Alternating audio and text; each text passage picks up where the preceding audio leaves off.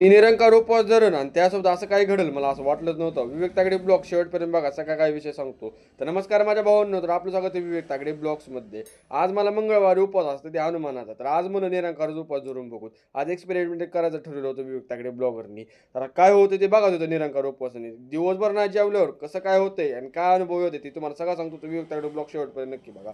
तर मम्मी म्हणले तुला निरंकार उपवास धरायचा आहे तर तुला फक्त एक टाइम फळं खावं लागतं, एक टाइम जेवावं लागतं आणि दिवसभर पाणी प्यावं लागतं. पहिलं गेलो आणि 2 प्रकारचे 2 फळं घेऊन आलो. ते चुकून आणलं काय ते लक्षातच राहिलं नाही हो माझ्या. तर आपलं जाऊ द्या. 2 फळं घेऊन आलो. घरामध्ये गेल्या गेल्या पहिले 1 ग्लास पाणी पिऊन घेतलं बघा एकदम टच्चून. काय होतं माहिती आहे का, उन्हाळ्यामध्ये पण आपल्याला आजार होतो ना आणि निरंकार उपवास धरलाय तर ते पाणी प्यावंच लागतं आपल्याला. पहिलं मी आपले मस्तपैकी द्राक्षे खाऊन घेतले. थोडेच खाऊन घेतले. निरंकार उपवास धरायचा आहे ना, एकदम थोडे खाऊन घेतले व खाल्लं म्हणून खाल्ली मी ती. आणि एकदम आपलं अर्ध सफरचंद बी खाऊन घेतलं. म्हणजे कसं माहिती आहे का, निरंकार उपवास धरायचा आहे तर मी एकदम कडक कोट धरायचं व थोडं नॉर्मल खाल्लं. आता खाऊन मला तास झालं होतं ना, आता तास झालं होतं तर निरंकार उपवासाने माझ्या अंगातली सगळी एनर्जीच गेली होती. मला काय मरणाची झोपच लागायला लागली. जागेवर बसल्या बसल्याच माझ्या अंगामध्ये अवसानच काय येणं गेलं. आणि अशा आळोखी पिळोखी द्यायला लागलो की कुठं जाऊन एक अंग टाकलं तर आपण 9-10 वाजेपर्यंत काय उठणारच नाही संध्याकाळपर्यंत.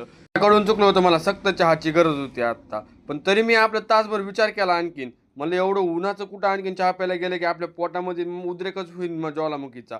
तरी मी आपली हिंमत करून गेलो चहा प्यायला. तर जी होईन ती होईन, देखा जाएगा. ये विवेक तागडी ब्लॉगर ये टकलू महाराज हे. लगेच तासाभराने आणखीन टकलू महाराजनी लगेच कॉफी पण प्यायला घेतली. टकलू महाराजचं काय मला वाटत नाही निरंकार उपवास चलत. तरी पण टकलू महाराजने थोडा दम काढला होता माहिती आहे का. कारण त्याला आता संध्याकाळी केक खायला भेटणार होता आणि सोबतच आज हॉटेलमध्ये पण जेवणार होता टकलू महाराज. त्यामुळे निरंकार उपवास धरून त्याचा काहीतरी फायदा झाला असं त्याला पण वाटायला लागलं होतं. तुम्हाला पण वाटल काय माहिती आहे का. आता माझा ब्लॉग टाकायला उशीर होईल मी हॉटेलमध्ये जेवायला गेल्यावर. त्यामुळे आताच तुम्हाला सांगतोय तर जाऊ द्या. आता आपला ब्लॉग कसा वाटला लवकर कमेंट करून सांगा. भेटू उद्या एका छोट्याशा मिनी ब्लॉगमध्ये, ते पण विवेक तागडे ब्लॉग्समध्ये. मी निरंकार उपवास धरण आणि त्यासोबत असं काही घडेल मला असं वाटलंच नव्हतं. विवेक तागडे ब्लॉग शेवटपर्यंत बघा, सगळा काय विषय सांगतो. तर नमस्कार माझ्या भावांनो, तर आपलं स्वागत आहे विवेक तागडे ब्लॉग्समध्ये. आज मला मंगळवारी उपवास असतो ते हनुमानाचा, तर आज मला निरंकारचा उपवास धरून बघू. आज एक्सपेरिमेंट करायचं ठरवलं होतं विवेक तागडे ब्लॉगरनी. तर काय होतं ते बघा होतं निरंकार उपवासाने. दिवसभर नाही जेवल्यावर कसं काय होतंय आणि काय अनुभव होते ते तुम्हाला सगळं सांगतो. तर विवेक तागडे ब्लॉग शेवटपर्यंत नक्की बघा.